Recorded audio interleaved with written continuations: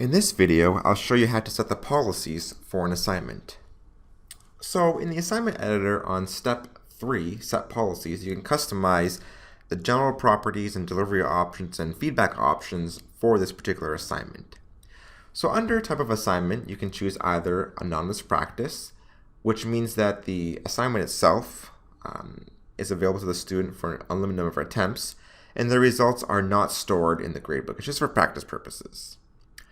Homework or quiz, though, is different. The results are stored in the gradebook, and you can choose to customize the number of additional attempts, keep variation, which will reuse the student's previous generated algorithmic variables, so at the second and third attempts, it's the same questions if they're algorithmic. Keep correct answers, so if this is selected, then on their second or third attempt, they only have to answer questions they got wrong on their first or previous attempts. You can choose to randomly generate in different order, and offer a printable version. With Proctored Exam type, this requires by default proctor authorization to grade the actual test. Optionally, you can also request to have proctor sign in to start the test. You can also provide a password so that they need the password to start the test, and also require use of the proctor browser, which basically keeps them inside of the test. If they choose to leave, they have to request authorization from another proctor or instructor to regain access to the test. Then there's Mastery Dialog. This controls the progress of the assignment question by question. So as you can see here, you can actually choose what they have to complete before attempting something else, as well when they go back to earlier questions. And then we have the last type of assignment, Study Session Dialog. This is flashcard style. This is where they will see a question and they have the option to try it again to see the solution, to go to the next question. It's just for practice purposes that they can use in their own time. Now, under general properties, you can adjust the number of attempts, the time limit, which is real time, meaning they can't pause the test and resume later. It's when they start, they have that time that they're allotted. A passing score, how many questions they see per page, or even choose one question group per page.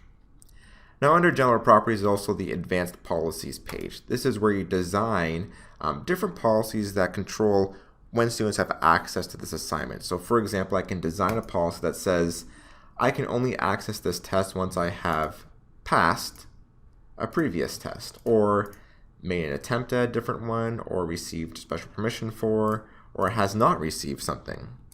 You can add alternative criterion or also additional criterion as well.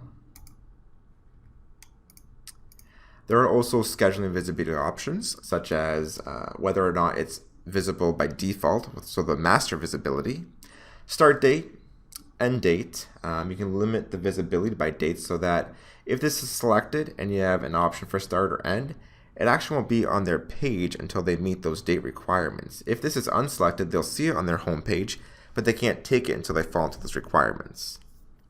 You can also limit the visibility by advanced policies. So if you have added an advanced policy under general properties, they again won't see the test until they meet those properties.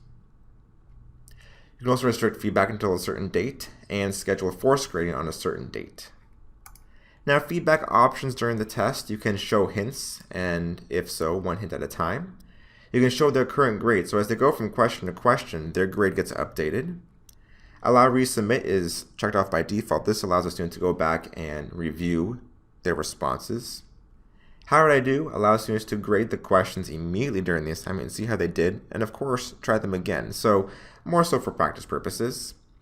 If selected, you choose when they see the correct answers and when they see question feedback. Below that is the feedback they receive after they submit the assignment for grading. So will they see their final grade or not? You can set the grading message. You can choose to show the correct answer on certain conditions here, and as well the question feedback. You can set the pass-fail message as well. And you choose when to show that pass-fail message yourself here. And then reporting options. So if you put an email here and you check off this box, an email will be sent to this email address every time a student completes this assignment. And then you have some IP address, host names, whitelist options. So here you type in an IP address or a host name, or you can use wildcards as well. Basically, if the student's IP address or host name doesn't match what you put in this list, they won't have access to the test. So it really allows you to physically require students to be in specific locations, like a lab or a placement testing center. And that's how you set the policies for an assignment.